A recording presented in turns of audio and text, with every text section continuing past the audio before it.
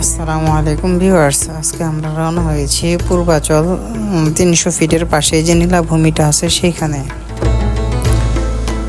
তো 300 ফিটের পরে এই নীলাভূমির দিকে রওনা হয়ে গেলাম। দেখি আশেপাশে বিশাল পার্কের মতো এবং দুই ধারে অনেক বিভিন্ন ধরনের খাবার এবং রেস্টুরেন্ট, ছোট ছোট রেস্টুরেন্টগুলো দেখে মনটা ভরে গেল যে এত সুন্দর ও প্রাকৃতিক জায়গা এবং আশেপাশে অনেক খালি জায়গা, ফাঁকা জায়গা এবং ডান পাশে দেখতেছেন যে পার্কের মতো কি যেন একটা দেখা যাইতেছে, যেটা হচ্ছে বিকেলবেলায় অফুরন্ত মানুষের কোলাহল ও পর্যটক ভূমি হিসেবেই পরিণত হয়ে যায়। মানে এত সুন্দর জায়গা, আর বিকেলবেলাতে অনেক মানুষ এখানে আসে। দেখেন প্রায় 1-1.5 মাইল 2 মাইল প্রায় হচ্ছে শুধু দুই পাশে খাবারের দোকানপাটি। এত সুন্দর জায়গা, মানে সত্যি অসাধারণ, খুবই ভালোই লাগতেছিল আমরা এখান দিয়ে যখন যাচ্ছিলাম। তো একটার পর একটা দুই পাশে হচ্ছে খাবারের দোকান, রেস্টুরেন্ট এবং ডান পাশে যেই জায়গাগুলো দেখতেছিলেন সেই দিক দিয়ে হচ্ছে পার্কের মতো দোকানপাটগুলো বসে, আর বাম পাশে যেই দোকানপাটগুলো দেখতেছিলেন সেই দোকানপাটগুলোতে রেস্টুরেন্ট এবং সব মানুষগুলো এসে এখানে চা, বিভিন্ন ধরনের খাবার, ভাইরাল খাবার সব কিছু বিক্রি করা হয়। তো যাই হোক, আমরা কতক্ষণ চলে আসার পরে অনেক দূর আইসা একটা দোকানের মধ্যে এখানে কিছু খাওয়া দাওয়া করলাম আমরা। যাই হোক, খাওয়া দাওয়া করার শেষ পর্যায়ে এখান থেকে আমরা চলে যাব। তার আগ মুহূর্তে দেখি যে এই পাশে একটা নদী ছিল, সেই নদী দিয়ে বড় একটা স্টিমার চলছিল। সেটা দেখে আমি অবাক হয়ে গেলাম যে যাই হোক, যে ঢাকার ভিতরে, ঢাকার প্রাণকেন্দ্রে এত বড় স্টিমার বা ট্রলার চলে। যাই হোক, দেখে ভালোই লাগলো। যেটা হচ্ছে ঢাকার বার সাইডে দেখেছি, এখন ঢাকার মধ্যেও দেখলাম, মানে অন্যরকম একটা ভালো ফিল কাজ করলো।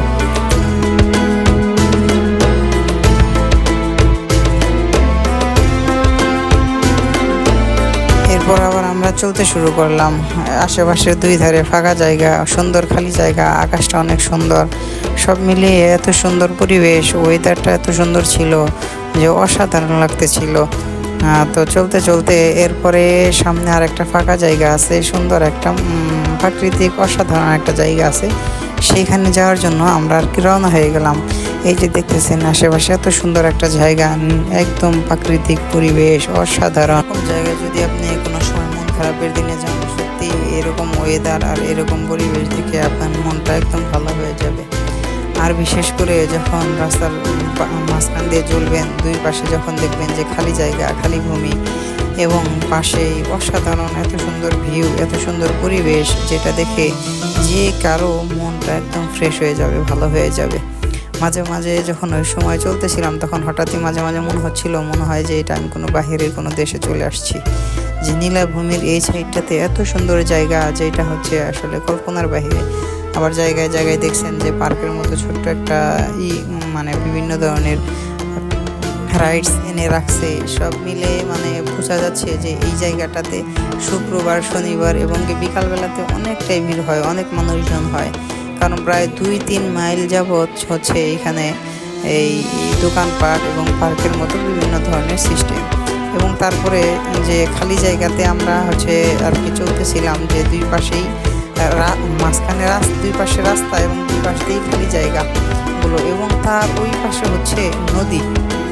তো মাঝখানে যে খালি জায়গাটা, ওই জায়গাটাতে এত সুন্দর লাগছিল, মনে হচ্ছিল ওইখানে গিয়ে 2-3টা ছবি উঠে আসে। যেমন এই যে ডানপাশগুলোতে দেখতেছেন একদম ফাঁকা জায়গা, একদম ফাঁকা খালি জায়গা, মাঝখান দিয়ে রাস্তা চলছে। তো এই যে বাম পাশের যে জায়গাটা হালকা একটু দোকানপাট আছে, তারপরে মাঝখানে অনেক খালি জায়গা, ওই যে গরু ছাগল দেখছেন অনেক কিছুই আছে ওইখানে। তার ওই পাশে একদম মাঝখানে একটা হচ্ছে এই খালের মতো একটা নদী গেছে, যে নদীটাতে ওই সময় আমরা দেখাইছিলাম যে একটা স্টিমার গেল, সেই নদীটাই ওই পাশ দিয়ে আর কি চলছে। যাই হোক, এত সুন্দর জায়গা, এত সুন্দর পরিবেশ, অসাধারণ, মানে একদম মনটা ভরে যাওয়ার মতো। তো এই ফাঁকা জায়গাটা দেখে আমার এত ভালো লাগতেছিল, মনে হচ্ছিল যে এখানে গিয়ে ছবি উঠি, অথবা কোনো ক্রিকেট অথবা কোনো ফুটবল একটু খেলে আসি গিয়ে।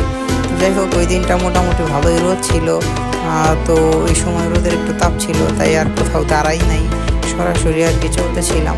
তো সামনে চিন্তা ভাবনা আছে, সামনে যদি কোনো কিছু ভালো কোনো জায়গা থাকে তাহলে হয়তো বা একটু দাঁড়াবো, দাঁড়ায় তারপরে আবার হয়তো বা ব্যাক করবো, সেই উদ্দেশ্যে আর কি চলছিলাম।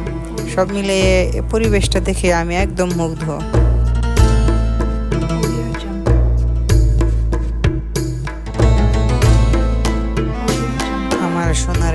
একটি ভূমিতে আসলেই এত সুন্দর জায়গা, এত সুন্দর প্রাকৃতিক দেশ, যেটা হচ্ছে না বললেই নয়। যেটার রূপ আর সৌন্দর্য বর্ণনা করে কখনোই শেষ করা যাবে না। এতটাই সোনার প্রাকৃতিক এই আমার বাংলাদেশ, যার মধ্যে রয়েছে অসংখ্য বিভিন্ন ধরনের খনি, যা আমরা মূল্যায়ন করতে পারি না। দেখছেন যে কত সুন্দর একটা পরিবেশ, যেটা দেখে যে কারোরই মন ভালো হয়ে যাবে। আমাদের ভিডিওটা ভালো লাগলে চ্যানেলটা সাবস্ক্রাইব করবেন এবং কমেন্ট করে পাশে